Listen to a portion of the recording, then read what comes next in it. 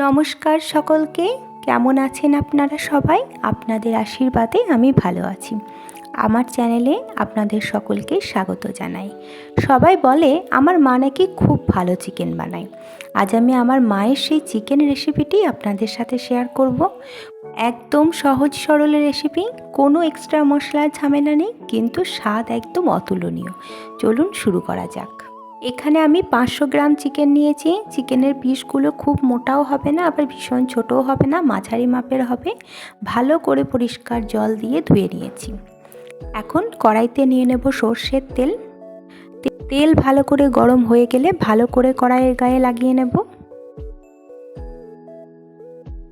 এরপর মাংসগুলি তেলের মধ্যে দিয়ে দেব। সামান্য নুন এবং হলুদ ব্যবহার করে মাংসগুলি ভালো করে ভেজে নেব।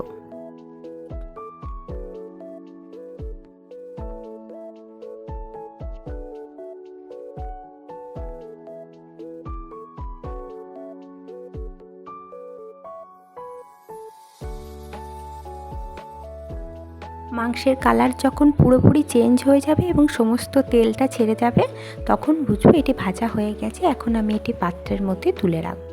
মশলার জন্য নিয়েছি 40 গ্রাম আদা, 20 গ্রাম রসুন এবং 10 গ্রামের মতো জিরে। একটি পেস্ট বানিয়ে রেখে দেব। দুটো মাঝারি সাইজের পেঁয়াজ এবং একটি মাঝারি সাইজের টমেটোও কেটে রেখেছি। এখন কড়াইতে দিয়ে দেব পরিমাণ মতো তেল। তেলের মধ্যে দিয়ে দেব হাফ চামচের মতো চিনি। এতে রান্নার স্বাদ এবং কালার দুটোই খুব সুন্দর আসবে। দিয়ে দেব একটি তেজপাতা, একটি শুকনো লঙ্কা। এখন দিচ্ছি 1 চামচ জিরে। সব কিছু খুব হালকাভাবে ভেজে নেব, এতে মশলার সুন্দর মিষ্টি গন্ধ তেলের সাথে মিশে যাবে।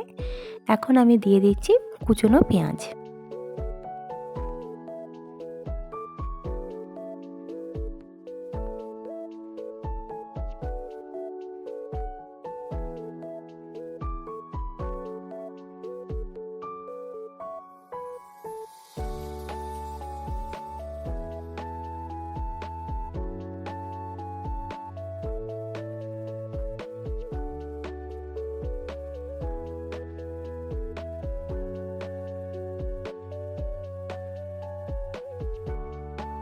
পেঁয়াজ ভালো করে ভাজা হয়ে গেছে। এখন এর মধ্যে অ্যাড করব হাফ চামচের মতো লঙ্কার গুঁড়ো এবং পরিমাণ মতো হলুদ। এরপর আমার ক্যামেরাটি অফ হয়ে গেছিলো। আমি এক্সট্রা কিছুই করিনি, শুধু সব কিছু ভালো করে মিশিয়ে নিয়ে এর মধ্যে কেটে রাখা টমেটোগুলি অ্যাড করেছি। এখন এর মধ্যে আদা রসুন জিরের যে মশলাটি বানিয়ে রেখেছিলাম সেটি অ্যাড করব এবং সব কিছু ভালো করে কষাবো। মশলা যত ভালো কষানো হবে মাংসের স্বাদ কিন্তু ততই বাড়বে।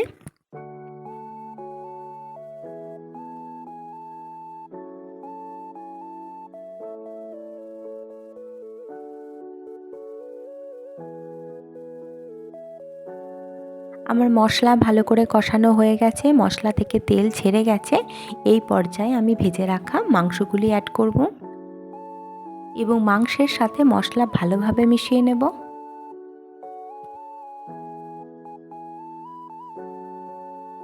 আমার মা এই মাংসের মধ্যে কোনো আলু অ্যাড করে না, কিন্তু আপনারা চাইলে আলু অবশ্যই অ্যাড করবেন। সেক্ষেত্রে আলু আগে থেকে ভেজে রেখে অ্যাড করবেন।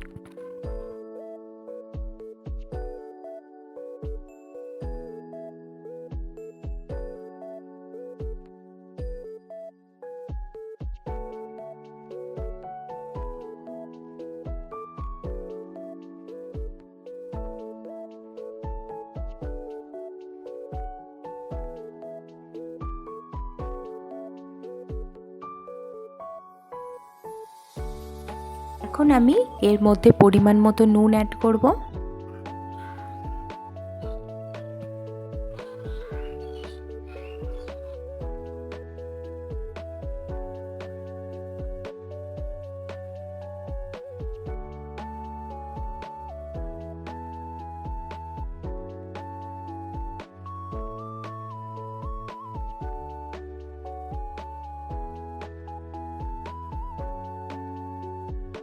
এরপর সামান্য গরম জল অ্যাড করব এবং মিডিয়াম আঁচে ঢাকা দিয়ে মাংস রান্না করব।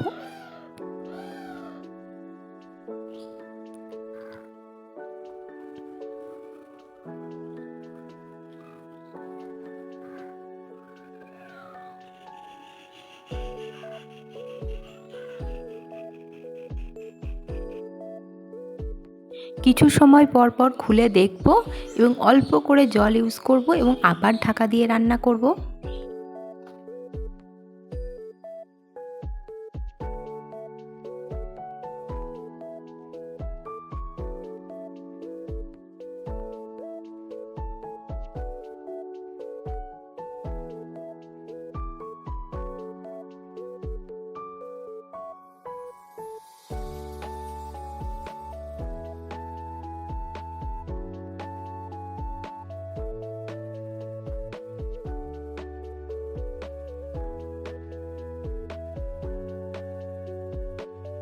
এরপর আমি ঝোলের জন্য পরিমাণ মতো জল ইউজ করব এবং অল্প আঁচে আমি আস্তে আস্তে এটিকে রান্না হতে দেব।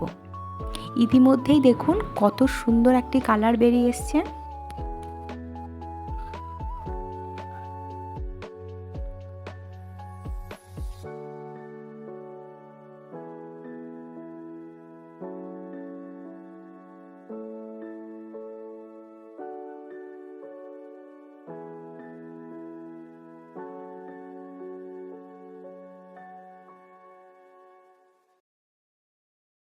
আমার মাংস রান্না প্রায় রেডি হয়ে গেছে। এখন আমি যে মশলাটি বানিয়ে রেখেছিলাম সেটি হাফ চামচের মতো এখানে ইউজ করব। এই রেসিপিটি আপনাদের কাছে কেমন লাগলো আমাকে অবশ্যই কমেন্ট সেকশনে জানাবেন। চ্যানেলে নতুন হলে আমাকে সাবস্ক্রাইব করবেন, লাইক কমেন্ট শেয়ার করে আমার পাশে থাকবেন। আপনারা এইভাবে একবার অবশ্যই চিকেন রান্না করে দেখবেন, স্বাদ অদ্ভুত সুন্দর হয়। এই রান্নায় কোনো ভুল ত্রুটি হয়ে থাকলে আমাকে অবশ্যই কমেন্ট সেকশনে জানাবেন। আবার আপনাদের সাথে দেখা হবে নতুন কোনো ভিডিওতে। আপনারা সবাই ভালো থাকবেন, সুস্থ থাকবেন, সাবধানে থাকবেন। সকলকে ধন্যবাদ। বাই।